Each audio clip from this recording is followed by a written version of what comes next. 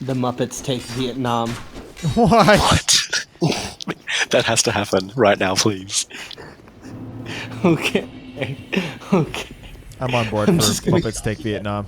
We'll test the Okay, water, let's see hear how, more it goes. And The please Muppets give them take the right Vietnam. voices.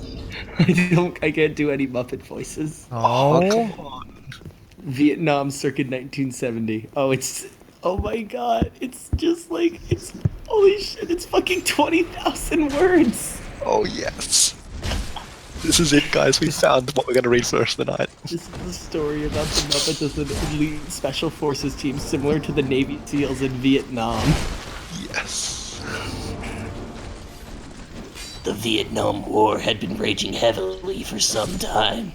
Heavy casualties had been taken on by both sides.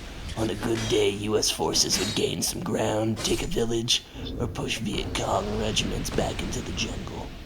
As soon as the new day's sun would beat down on us, so would the VC, sometimes pushing us as far back as the Metiong River Delta. Meanwhile, the protests at home against the war didn't help the already low morale among the fighting soldiers. Things were not looking too good for our side. The way things were going, there was a good chance we would lose this war. That was, until the creation of an elite unit. A unit that far surpassed the skills and abilities of any other fighting force. A unit that could meet every challenge, defeat any enemy, and be seemingly in all places at once. This unit came to be known as the MUPPETS, with each letter of that name representing their mission in this war and in future wars to come.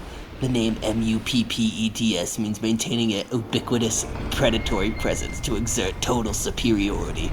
Thus, the Muppets were born. They were far more precise and lethal than the Navy SEALs, and more covert than the infamous Delta Force, led by Kermit the Frog, who was probably the most respected amongst all the soldiers. For his strategies and winning battle techniques, they were about to enter a new era of warfare. The following story was taken from real-life experiences from actual soldiers who fought in the Vietnam War. Most of the accounts are real, but the names have been changed. Some of the accounts are fiction, made up to enhance the story.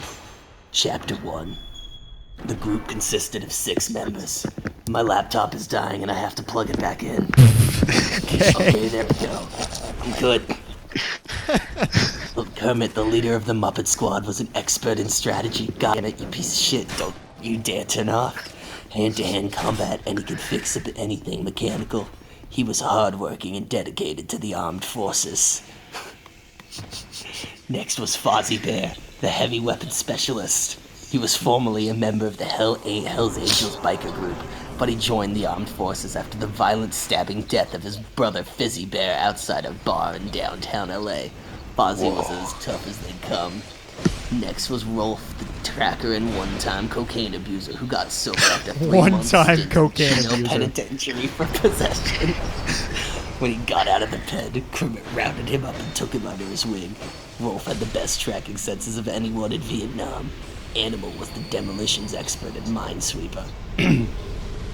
Full of energy and wild as could be, Animal was sent to Muppets Squad after his heroic actions in which he saved 4 Asian hookers from being blown up before the top brass could use their services.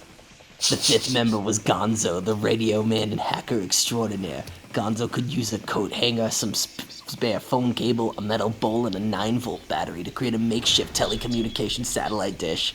He was also one of the best negotiators with prostitutes and never paid more than $5 American for their services. Finally, but sadly, the 6th member of... My negotiating skills are limited to hookers, but I'm the best the Muppets have. I have a very specific set of skills. Finally, but sadly, as well, the 6th member of Muppet Squad had recently been killed on a mission near Bien Hoa. His name was Rizzo Rat, the team's flame specialist and tunnel rat. He was a brave soldier who was not afraid of anything, which was probably why he caught chlamydia 3 times in his first year in Vietnam. Muppet Squad had been operating around Bien Hoa for around a day or so, asking the Cambodians if they had seen any VC. The local villagers would say no VC here, so they thought it was clear and trusted the people. Then Rizzo walked through an open gate. Rolf always told him, "Don't walk through no open gate." Rolf had even screamed at him a couple times, "Don't walk through that gate. You're gonna get your ass blown away, you fucker." It was a death trap the VC used many times on American GIs. The poor bastard was supposed to get out of there in a week or so. The team took the loss very hard. The only replacement they could find on such a short notice was a new recruit named Elmo, who was fresh out of Sesame Street. He was known as a cherry, which meant he was young, inexperienced, and untested in combat. This also had a double meaning, insinuating a soldier's virginity. This is fucking... I can't read this. This is so bad. You can do it, Mazz. I believe in you. We're not even like a quarter of the way through this shit. His first day on base, he stuck out like a sore thumb because he had no rifle. He was working shit jobs for other soldiers. Everyone seemed to treat this guy like shit. The commanding officer would make him go on all the shit details. If they sent squads out on a patrol around a village, they'd make stay in it, burn the targets designated, and then walk the perimeter. He would be loaded down with twice as much gear as all the other soldiers. Kermit saw this and thought, "Wow, this kid's got a lot of balls. He takes all this shit and busts his ass to make his officers proud.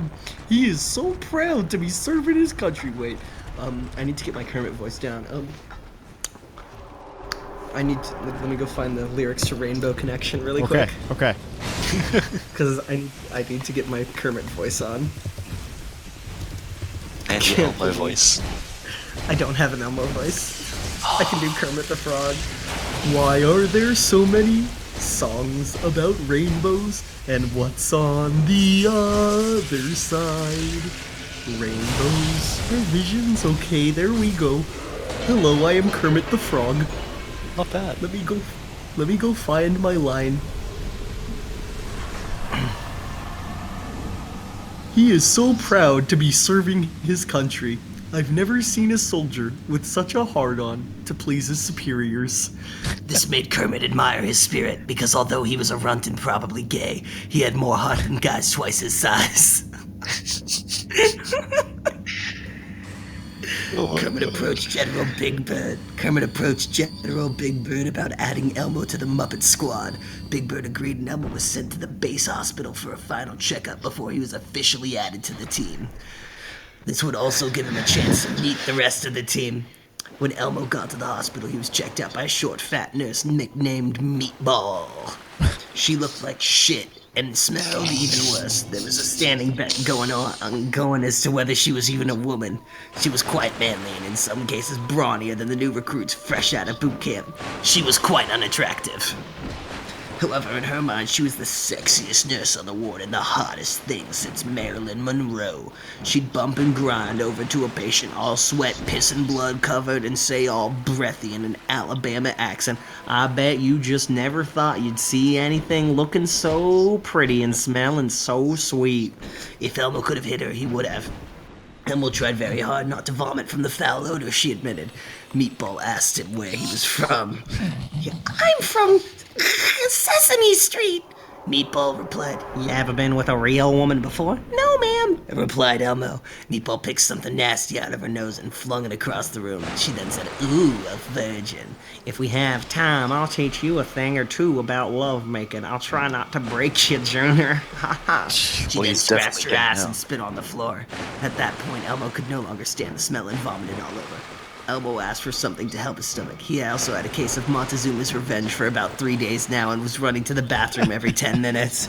He asked for something to help that as well. Meatball waddled off to see if they had anything to give him. Just then, Fozzie Bear walked over to him to help bail him out of the mess he was getting into with Meatball. Fozzie said, "You know how you stop the shits? You eat the peanut butter in the sea rations. You won't shit until you drink the grape juice. Drink the grape juice and you'll shit your brains out. Between the peanut butter and the grape juice, you'll stay regular."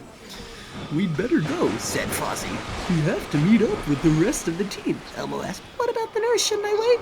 Fozzie looked at him and said, "You'll be all right, kid. Besides, I don't think you want any of what she's offering. Her bush is thicker than the jungles of Vietnam and full of her more skeeters than the swamps of Georgia. Besides, that guy next to you is in even worse shape." This is the worst. You're doing a good job. It's so long. It's so fucking long, dude. Yes, it is. Like, you think that I'm trolling, but like, literally the bar is not even a quarter down the page. Wow. This is a fucking 20,000 word fanfic about Elmo going to Vietnam. I can't deal with this. Why would you write this?